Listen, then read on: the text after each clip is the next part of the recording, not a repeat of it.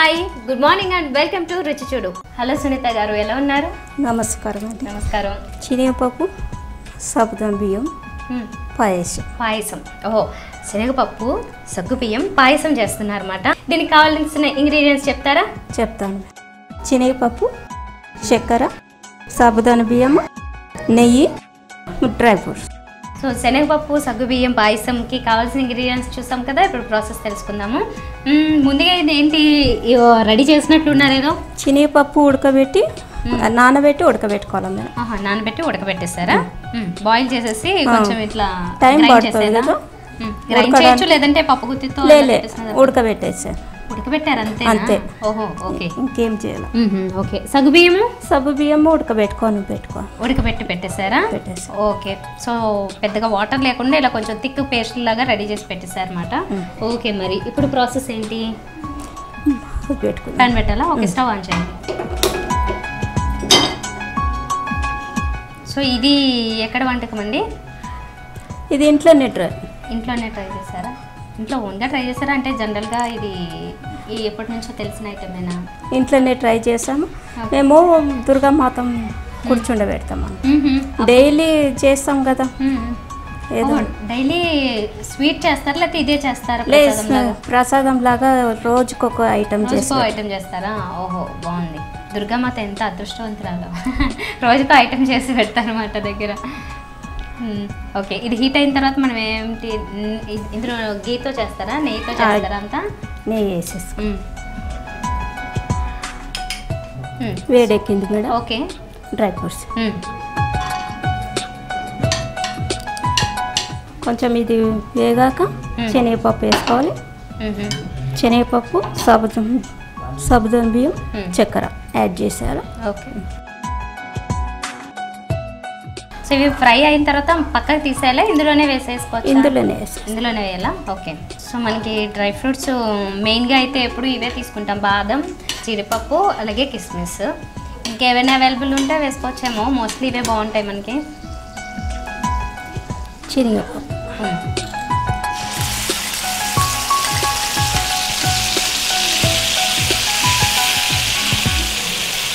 ముందుగానే బాయిల్ చేసి పెట్టిన శనగపప్పుని ఇందులో వేసేసారు. ఇప్పుడు షుగరా? ఓకే.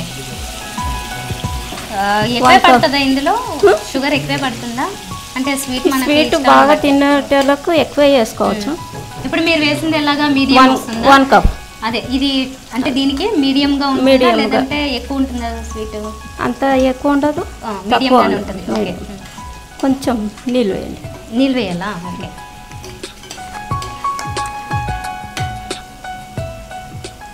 ఎన్ని వేయాలి? ఈ నెయ్యి వల్ల మంచి స్మెల్ వస్తుంది. అసలు స్వీట్లు తినని వాళ్ళు కూడా తినేయాలనిపించే అంత టెంప్టింగ్గా ఉంది స్మెల్. ఇది కాసేపు బాయిల్ అవ్వాల్సి ఉంటుంది ఇలాగా. ఓకే. సో ఒక 3 minutes పడుతుందా? పడుతుంది. ఓకే. సో మరి అయితే ఇప్పటి వరకు యాడ్ చేసినవి చాలా సింపులే. వెయిట్ చేద్దాం. ఓకే, అయినట్లేనా? బాయిల్ అయిందా? ఇది అయిపోయింది. ఇది యాడ్ చేసేస్తాం. సాబుదాన బియ్యం ఇది కూడా 1 కప్ పడుతుంది. ఈ రెండు కలిసిన తర్వాత కూడా కాసేపు బాయిల్ అవ్వాలా? కాసేపు ఉడికించాలా? కొంచెం. ఓకే. సో మనకి ముందుగానే ఉడికినప్పటికీ రెండు కొంచెం మిక్స్ అవుతాయి కదా. ఒకదానికొకటి బాగా అబ్జర్వ్ చేసుకుని అన్ని టేస్ట్లు మిక్స్ అయ్యే వరకు కాసేపు వెయిట్ చేయాలన్నమాట. మనం కొంచెం బాయిల్ అవుతుంది కాబట్టి ఒక 2 minutes ఆగుదాం. ఓకే, రెడీ అయినా? రెడీ అయిపోయింది. స్టవ్ బంద్. ఓకే.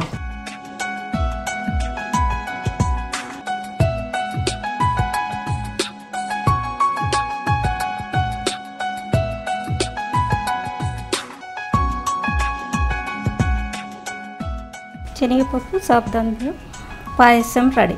ఓకే. ఓకే. సో శనగపప్పు సగ్గుబియ్యం పాయసం రెడీ అయిపోయింది. చూడడానికి చాలా బాగుంది. ఇది కూడా మంచి కలర్ఫుల్గా కనిపిస్తోంది అండ్ టేస్టీగా ఉంటుందని డెఫినెట్గా అర్థమవుతుంది. చూసి చెప్తాను.